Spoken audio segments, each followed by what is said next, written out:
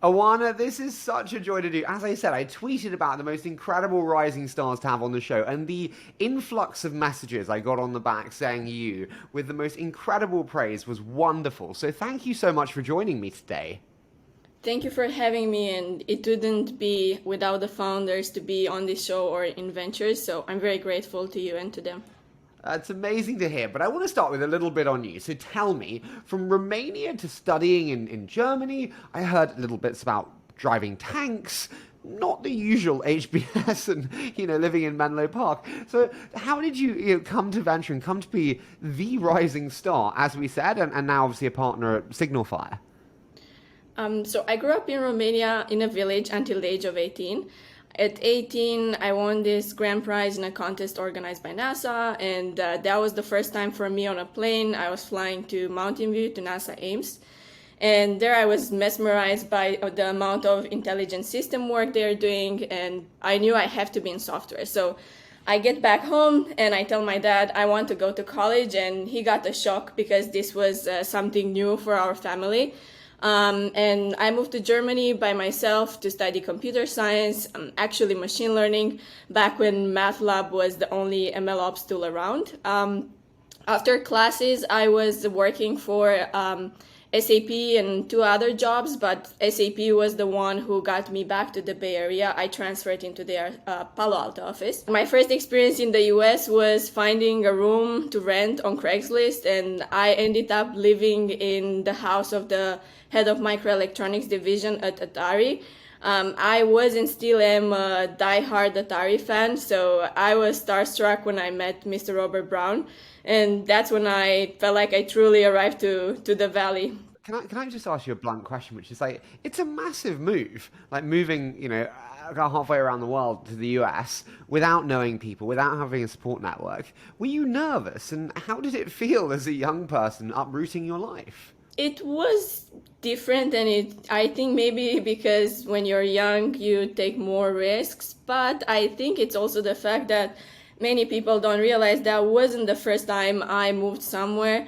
It was a lot harder to move to Germany, having only known English and French, no German, and being away from home for the first time and away to a totally different country and not having a mobile phone, not having a laptop, trying to get all the things set up for myself. So coming to the US was easier because I knew the language. I knew I want to come back ever since the NASA experience. I knew I want to come back. So it was everything I was wishing for. But yes, it was a shock, especially as a European, to arrive at the airport and realize there is no easy public transportation to where you were going and you have to rent a car and drive everywhere. Yeah, it's a shock for all Europeans. I do want to ask before we dive into the show and kind of focus obviously on venture and founders, but I always believe that we're all running towards something and we're all running away from something. What do you think you're running from first? And then what do you think you're running towards, Oana? I'm running from unfulfilled potential. I think there is nothing sadder than unfulfilled potential. And I'm running towards fairness and many amazing opportunities for good people. And good people are often very diverse people. I totally agree with you, especially on both. I'm always terrified about kind of unfulfilled potential personally, and it's what keeps me up at night. But that and tequila. But I want to start on the venture market itself, because when we chatted before, you gave me a couple of hints on where you wanted to take the conversation, and one of them was Schrödinger's VC, both helpful and useless at the same time. I had to Google Schrödinger's VC. It didn't really come up with anything. Apparently the combination of words don't work. So what is it, and why is it helpful but also useless? Yes, Schrödinger's VC is what I call a VC who preaches a lot of help, especially before winning a deal. But then if you ask the founders, they will tell you they added no value. And ideally, you want to avoid the Schrödinger's VC, but if you already have one, there are ways to extract value from them. Okay, I love that. I didn't know that was the explanation. Okay, so first, how can we tell a Schrödinger VC before we get into a formal relationship with them? What questions can we ask? How do we determine it? I think three things. One, you have to really pay attention in the diligence process. do they act in service of you? Not talk, act in service of you. Second, you have to select from first principles. You're rather selecting a partner rather than a firm.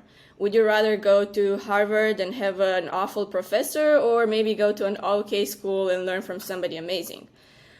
Third, do you know how they react to bad news? When everything, the ARR, the curve is up, everything is great, but when things are not so good, that's when, in face of adversity, true character gets revealed. So a positive sign would be them walking you through their entire portfolio, and especially how they serve the founders when things were not going so well. A negative sign would be them taking credit for the founder's work. And there's nothing more sinister than that. Okay, so that's like acting in service. How do you determine reacting? Because I think now also we're seeing, companies struggle for the first time in years given, capital environments. How do you determine whether they react in positive and helpful ways versus negative ways?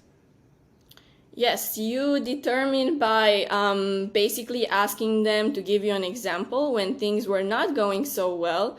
What did they do? How did they react? And also taking that information from the founder, so triangulating from all the sides.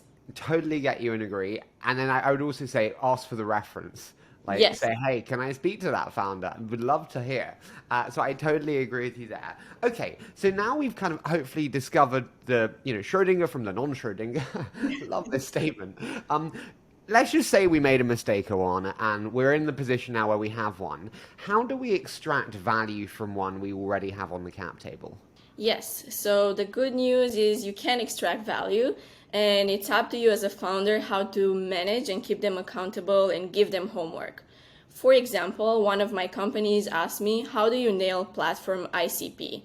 What I did was I went, did the work, collected the results, and presented it back to the founder together with a list of potential intros to relevant people.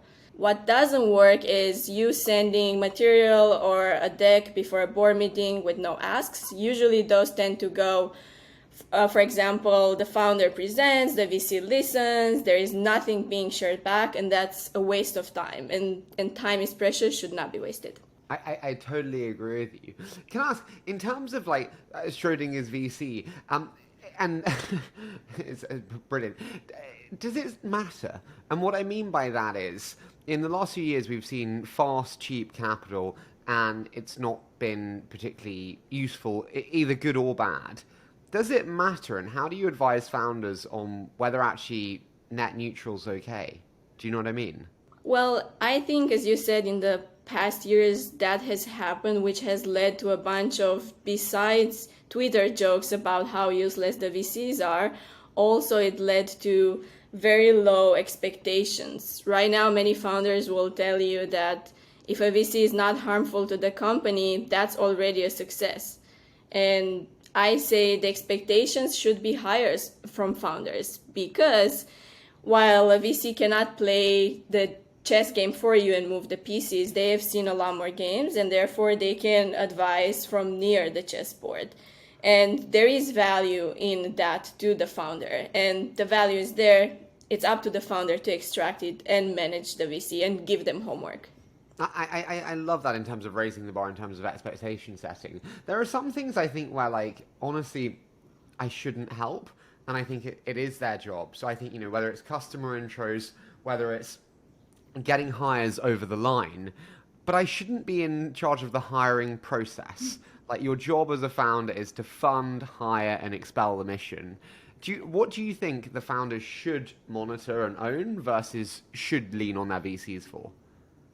Yes, I do believe that hiring is a founder's job, but that doesn't mean for me as a VC, I cannot source them diverse candidates, I cannot guide them how to filter for culture in the process, that I cannot help them land amazing candidates in the final stages of the process. So all those things, providing the perspective, showing them maybe ahead of time when there is a crucible moment because you've done this many times and you can sense that. Or to give an example, maybe you can sense when they are lagging behind go-to-market and they will be heading towards a very difficult fundraising process for the Series A. that's a conversation a VC can have and can help the founder realize that and get back into gear. The founder is doing the work, you're just advising. Oana, I have to ask, the amazing feedback I got from everyone, but especially the founders, and how aligned you are and the relationships you have with them. How do you give negative feedback or challenging feedback and retain this? Help me out. Yes, I'll give an example. So, because I've invested at the later stages at Scale Ventures, I could tell that one of the founders I get to work with at Seed is lagging behind go-to-market. Now, if I was a Schrödinger's VC, I would look the other way and spend my time elsewhere. I'm not one of those. And so what I did, I reached out to 50 potential customers. I put together a document on the feedback. I prepared a list of 15 companies and where they were in revenue each quarter. I presented the material together to the founder, and I've made intros for him to other founders who have overcome that hurdle. Founder to founder talk always beats VC talk. That way you show that you're supportive, you also put the bone to work, and you provide data so the founder themselves, they actually can reach to that conclusion. I mean, it's amazing to hear. My question is, honestly, and I'm being very transparent, I do not do that. I mean, it's not my style of venture number one, but fundamentally, I think a generation of VCs doesn't, because we can't. I mean, my portfolio, I've got 150 investments. I do 35 a year. How do you advise, is that model only worthy if you have few investments? I think, for example, in the beginning, I only had a couple. Now I'm at 9. And the way I scaled myself is I adopt the Romanian village mentality of if you raise 1 or 2 of the kids right, the other kids will raise themselves. And maintaining this sense of community among the founders that they do want, nobody asks them, I don't ask them, they want to help each other out and elevate each other and help each other overcome these common hurdles. Can I ask, do you do anything to bring them together? Is it in-person dinners, drinks, events, meetups, hackathons? Is it WhatsApp groups, Slack groups? What do you do to create that? I love that Romanian family analogy. Well, ideally, I would love to get all the founders I get to work with together for an offsite for tank driving, but that hasn't happened yet, and many of them are all over the world. So there is a Slack channel where founders that I get to work with, or founders where I'm not an investor, but they say I'm on their mental cap table, I invited them all there, and they can be vulnerable and share how hard it is as a founder, or ask each other what's fair compensation for each stage. It's a safe environment with no VCs. I only chime in if there are some data points that I can share. Other than that, it's their space. Can I ask, I love how founder aligned you are. I found this evil Wall Street character, because I'm not quite as founder aligned as you are, to be blunt. The joys of podcasting is you edit out some things. But in terms of alignments, there are some things where founders and VCs are just not aligned. What do you think are some of the misalignments between VC and founder, if we put on our idealist, on our kind of pragmatist hat? I think it doesn't have to be. Our job as investors is to maximize the success of the companies while listening carefully to the founder. So I think if you manage to do that, there can be goal congruency, and the founder can feel like they have the sounding board that they desperately need. Okay, here's an example. You have a seed fund. The seed fund has an amazing position in this company, but actually the rest of your portfolio is not very good. And you need DPI to show to your investors, and you need to return cash back to them to get the new, bigger fund that you need because you've just hired a bigger team. It is not in the interest of the founder for you, the lead seed VC, to sell your position at this time, but it is in your interest because you need to provide DPI to your investors. Very common right now, core misalignment between founder and VC. I think it depends on the type of VC again. I like to think long-term, and long-term and also putting the founder's needs first. at the same time, if I'm selling my position in a company, that doesn't mean I cannot still be there for them. I left Scale Ventures. I'm still very much in touch and there for whenever the founders need me. So I think it's a talk with the founder and figure out what's best for them. And where there is a will, there is a way. Can I ask, we mentioned Schrödinger's VC, and we mentioned like VCs selling positions, which can be done graciously and some not so graciously. I have to ask, Jay Jay Das told me before the show that you're very outspoken when it comes to bad actors in venture. I'd love to hear, what are the main ways you think VCs behave badly today? I think a lot of VCs who recently joined the industry, they take this common approach of constant self-promotion, and that erodes the mind and spreads misinformation among the founders. Yes, I'm outspoken. I will call out if a VC takes credit for a founder, or if they announce their newest associate bench, which is all white, five white males. I think it's 2022, and there is no excuse to hire only like that. I totally agree with you on the hiring diversity-wise. On the promotion side, people would say that I promote myself too much. What do you say?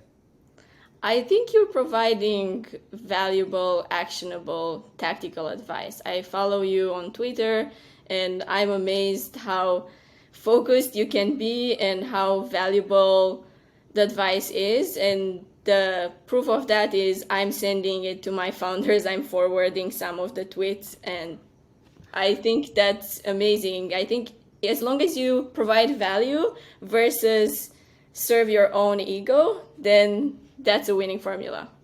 Oana, firstly, I'm very touched and thank you. Secondly, I totally agree. I think if you're providing value back into the ecosystem, it makes sense. Chest pumping doesn't. I do also think, though, like, we do sell cash, which is the most basic form of commodity. And to a certain extent, you do have to tell the world how good you are. And actually, and I mean this not patronizingly, but like the references I get on you, the world should hear what people have to say about you. And so whether that's you telling that or whether it's them telling the world, someone needs to be the messenger to the broader population on how good you are with your founders. And so I would almost say you're doing a disservice to yourself by not being more promotional. So I guess I'm pushing back a little bit, but in a pro way, because people need to know. And as you said, in a world of decentralized talent, if you are in Paris or Bucharest or Sydney, it's how we discover today through Twitter, because they don't know the engineers in this specific circle. So we can talk about promotional elements in other areas. I do want to ask, though, we've spoken about Schrödinger's many, many times. VCs often claim to their LPs that boards is where we're valuable. Do you think boards are valuable, Oana? Because you've seen them across spectrum, I guess, with Scale and then with SignalFire. Do you think they're valuable? I think, putting aside the governance issues, they're valuable in seeing some of the functional leaders present. That gives you, as a board member, a better lens into how the founder builds the team, but also gives these functional leaders a voice. Totally agree. Who's the best board member that you've sat on a board with, and why? This is a hard one because I do sit on a bunch of boards with very amazing people. Don't worry, none of them will listen. It's just you and me. I will pick the most recent board meeting, and that was with Dan Scholnick, who invested in New Relic, Docker, Weights and Biases, and a bunch of other amazing companies.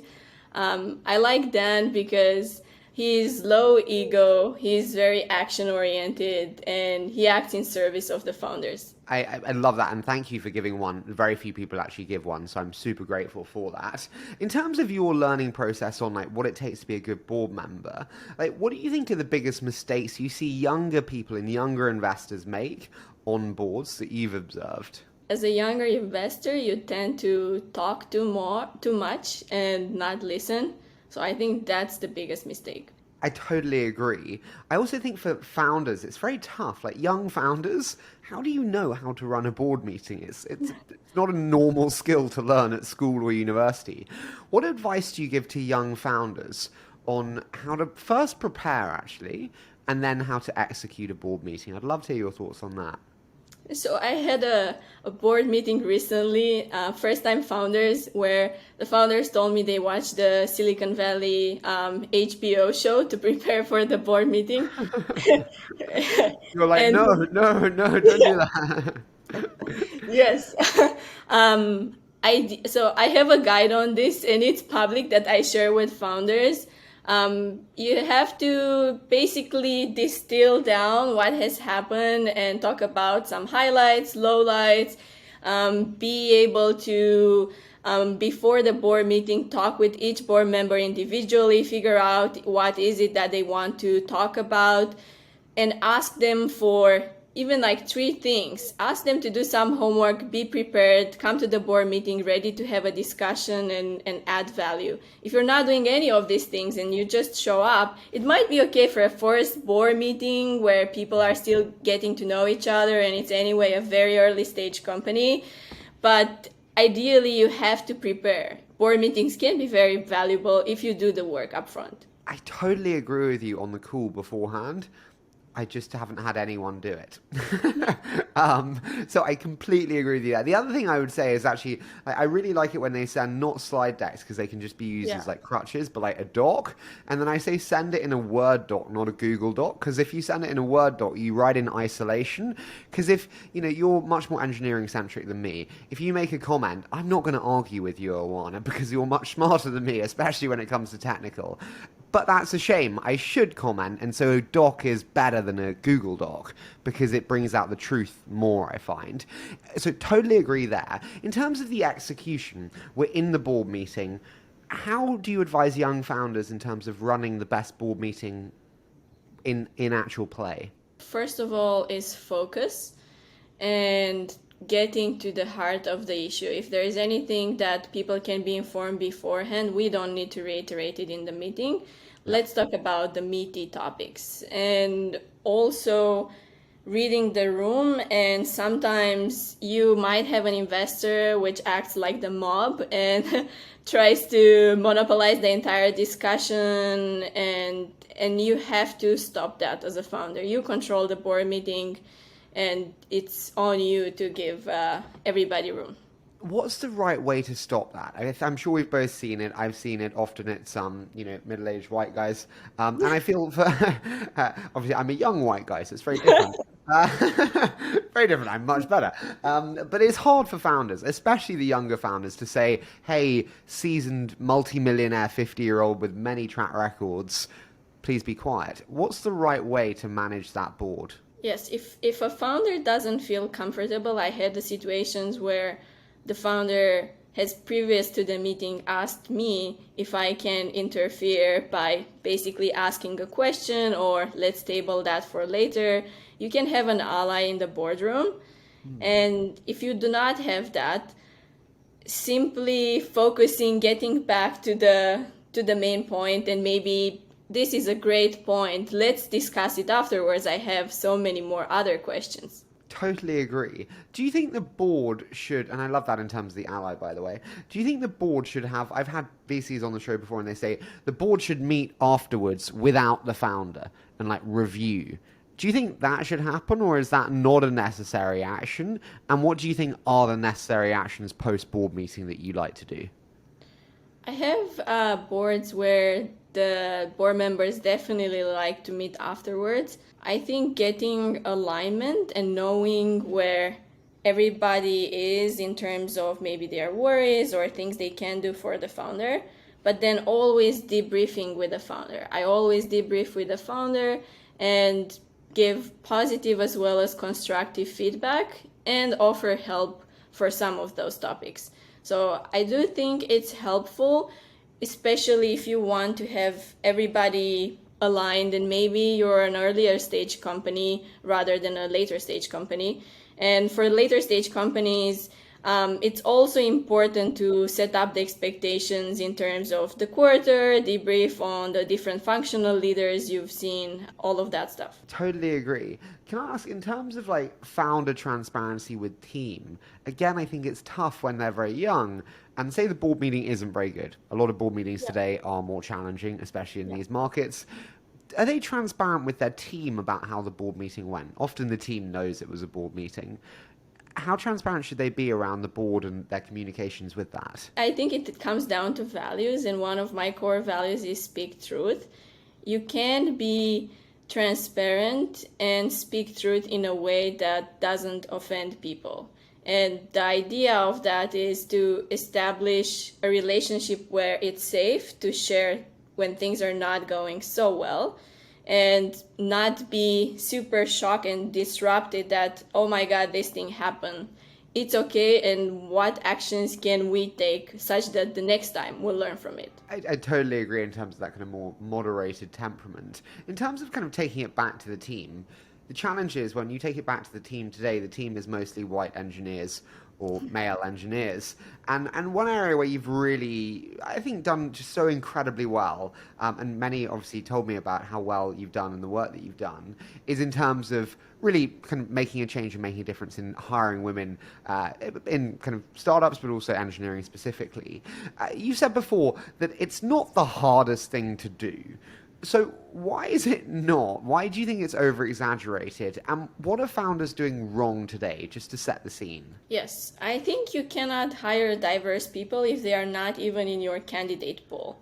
And so if you cannot get them into your pipeline, you should make a list with what makes your company attractive to these people. And if that list is short or there isn't anything you can put on the list, then the problem is you and the non-inclusive policies, and you should revise that. So if we then kind of revise that and we think, okay, these are the 4 or 5 things that make it attractive, but honestly, we came out of Berkeley or Stanford, and I've just got a load of guys as my friends who I've got as the talent pool. Sorry, it's just common, we both know. What can I do to diversify my pipe to then work to bring in amazing female talent? What works, what doesn't work? I think first, being aware of unconscious bias. We tend to, when faced with a new task, to draw upon what has worked in the past. And so if you worked in all male teams and you do what has worked in the past, you might not lead down the path to where you can have diversity in your team. Then there are 3 things you could, like, places where you can find these people. One, for your recruiters. I keep hearing from founders that I told my recruiters I want more women, but they keep bringing me white males. Well, get another recruiter. Second, you could, for example, reach out directly, but do it in a respectful manner, in a manner where you don't reduce people to their gender. Just saying that I want to hire women developers and I think you would be great for the role. Like, who wants to work for such a company? And third, in my free time, I started this thing called She's Ready to Dev, which is a community for technical women. It's free, no sponsors. You can post the job there. You can browse the candidate lists. And that's a way where I'm doing the work for you. You have to be intentional and you have to be able to hire these people to win them over. You said about winning them over. So say we increase the quality of diversity within our pipe, great, we're super happy with that. But they've always got multiple offers like any great person does. How do we win them? And what does it take to get them over the line? An example of this, for example, is Ashley at Axo. She hired the first 4 people, all women. So what helps if you have women in leadership, and second, if you have inclusive policies and processes to collect feedback from all, and you don't talk in the abstract that you're committed to diversity, you actually show some of these policies. I'm sorry, I'm just asking the basic questions because I know there's a load, I'm writing down on my hand notes, because I know there's a load of dudes who are going to be listening on like a subway or on a tube going, okay, great. What are inclusive policies, just to help me actually understand that? Benefits, parental leave, both for men and women, resource groups, training, introductions to potential mentors. And I do get that if you're an early stage company, you might not have the time to think about this because you're maybe seed or pre-seed, or maybe you might not have the time as a CEO to coach some of these people who maybe just graduated from Berkeley and they're just getting their first job. But there are other people that you could introduce them and give them that feeling that you are setting them up for success. That if they're joining, they're not just joining to be your token woman, you actually care about helping them thrive. Does it piss you off when you see the token woman? Oh, all the time. I was countless time the only female at the startup working or in an engineering team and now in boards. So yes. Do you feel that? And I don't mean that to you personally, but do you feel like you're the only woman, or actually do you find them quite inclusive where you're like, I am, but I feel fine? Sometimes I do feel like I'm the only woman and the struggle is very much real. But I think as you establish a relationship with people and you earn their respect, even if you might be the youngest person in the room, things are starting to course correct. Do you think things, sorry, I'm just completely going off course here. Do you think things are going better or worse in this respect? Because I'm worried actually in an economic downturn, economics wins, diversity and climate specifically are two that lose generally. Do you agree with me and do you share the same concern? I think there are people who are trying to make a difference, who do not care what gender you are as long as you're building an amazing company. I think you just have to seek them out, and for us to make any changes, we have to focus on the positives and those people and help each other out. So if a female founder reaches out to me, even if it's out of my field of infrastructure and developer tools, I'm not going to be, no, thank you. It's not worth my time. It doesn't make me any money. I will try and get her introductions. I will post in the VC channels I'm part of. I will provide feedback on her deck. I will try to do something. I totally get you and agree. Can I ask, what would you like to see change? What do you think really still needs to be changed despite the improvements that have been made? What I would like the best to see is VCs who are in the business to serve the founders versus being in ventures to serve their ego. I think if you start with that thinking in mind, things will change. And yes, the founders don't have to be only men. You're there to serve the founders and the mission of those companies. And that doesn't have gender in it at all. Can I ask, what do you find really hard about venture? The hardest thing coming from a operator role was the fact that you can work for months on something and not have anything to show. While before I would go to a customer conference, show the product, there was something tangible. I totally agree with you. I find it now, obviously, run a media company where if you put in 4 hours of work, you get 4 hours of work. And then venture, you do a week of meeting founders, deep dives, whatever. And it's like, well, that wasn't actually an interesting space in the end. I totally agree with you there. Can I ask on SignalFire, why did you join SignalFire? And as I said, Walter, Jim said the most amazing things. Talk to me, what compelled you to join SignalFire? Yes, so at Scale Venture Partners, I got my green card. And once I had my immigration freedom, I wanted to invest at the earlier stages. And the other compelling factor was the focus on founder NPS. And not only verbal, but also in action. SignalFire has a world-class portfolio support team and a data science platform called Beacon, an engineering team. That's where I hang out with them. My desk is with the engineering team. It attracted me, that aspect of you can have a VC fund, which is built like a tech company. And if I'm not mistaken, that it was the first VC fund built like a tech company. Yeah, no, I think it was. I remember Chris Farmer 5 or 6 years ago. I'm showing my age here, Oana, but came on the show and talked about his plans to do it, I think, at the time. So I totally agree with you. I do want to move into a quick fire round though. So as you know, I say a short statement and then you give me your immediate thoughts. Does that sound okay? Yes. So you have a very well-prepared bookshelf behind you, so this should be an interesting one. What's the favorite book and why, Oana? I think right now is The Daily Stoic, because it helps me slow down. And sometimes I post, it's one thing per day, and founders also find it very helpful. It speaks differently to each person reading it. Sorry, the Daily Stoic, that's a book, it's a blog, It's a book. It's Oh, basically this book. oh wow. And so, oh, Ryan Holiday, yeah. And you can, it's one per day. I like that. Yeah, I like it as well. I'm not much of a reader, and so anything longer than a tweet, I find too challenging. Tell me, what do you believe that many around you do not agree with? Foundational models, I think they will get commoditized like compute. And I think the companies who deliver the last mile will be the ones to capture most value. Who do you think is the most underrated angel in the ecosystem, and why them? Christine Yen, the CEO of Honeycomb, she has a ton of knowledge and know-how. What predisposed traps do most engineers fall into? I'll cover three of them. First, when out of the comfort zone, we fall back into what we know best, which is write more code instead of talking with customers. Second, we do have a passion for technology. However, if you want to reach wide adoption, you have to talk about the developer experience first. Pay attention to what words Vercel uses on their website. Third, we have this belief of everything has to be organic, and doesn't have to be organic. If it saves you time, why not pay for it? I love that. How did you learn to drive a tank, Oana?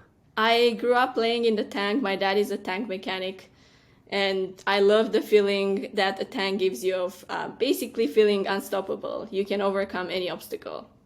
Do your parents understand what you do at all?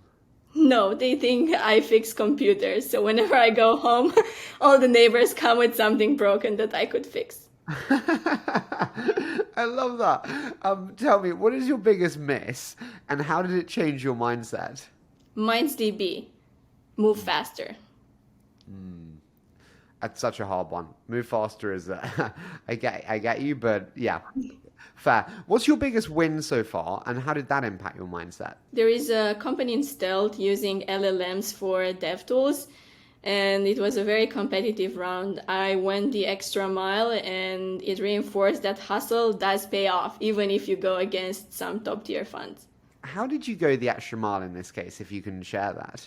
Yes, when I was told that they're likely to go with another bigger brand, I put together a pitch pack deck based out of completely just memes, but also with content of what is the vision I see for potentially the product and why I'm excited, especially for these large language models to now be applied in the developer tooling space. And I was told it was funny, and they got also some ideas. They haven't thought about it before.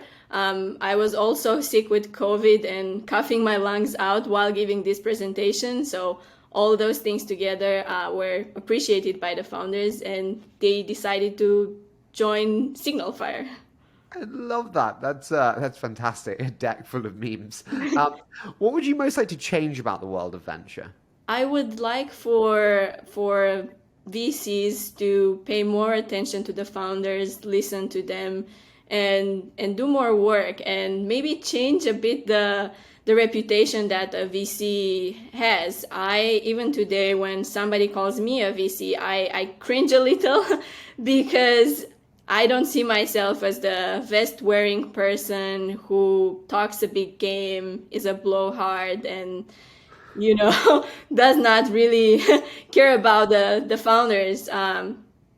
That's not me. And I think that kind of perception deters other people like me to get into ventures. And to be honest, the only reason how I landed in ventures is I'm an immigrant. Scale promised me to sponsor a green card. And I said, sure, I can be a VC. And while I was a VC, I got a taste for working with founders, and I felt like this doesn't feel like a job to me when I work with the founders. And so I didn't know I want to be a VC until I was one for immigration reasons. What do you know now that you wish you'd known when you started in venture? Just focusing on your strengths and finding your own style and being honest and trying to be helpful gets you a long way. you don't have to be part of the golf club or the battery club or whatever club. You can just be yourself and people will appreciate that.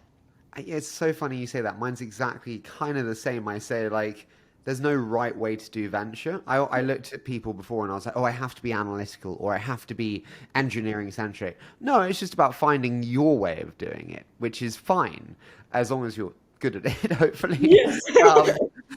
Final one for you. What's the most recent publicly announced investment and why did you say yes and get so excited? Yes, the most recent publicly announced is Kurtosis. It containerizes entire distributed systems and allows testing on them. The Ethereum Foundation used them to test the merge, for example. I said yes because the founders showed deep care for the product, technical rigor, and they are also very deep reflective thinkers who actually do pay a lot of effort into building a healthy culture. And if you ask any of my founders, they will tell you I don't like to work with jerks. So that's very important for me. You can be amazingly smart, but you also have to actually want to build a healthy culture in your company. Oana, I've absolutely loved doing this. Thank you so much for joining me today. As I said, I heard so many great things. I felt quite unfair because I knew all this about you. And so the asymmetric information was very unfair of me, but I love doing it. So thank you so much for joining me today. Thank you. It was a pleasure meeting you, and I love the show.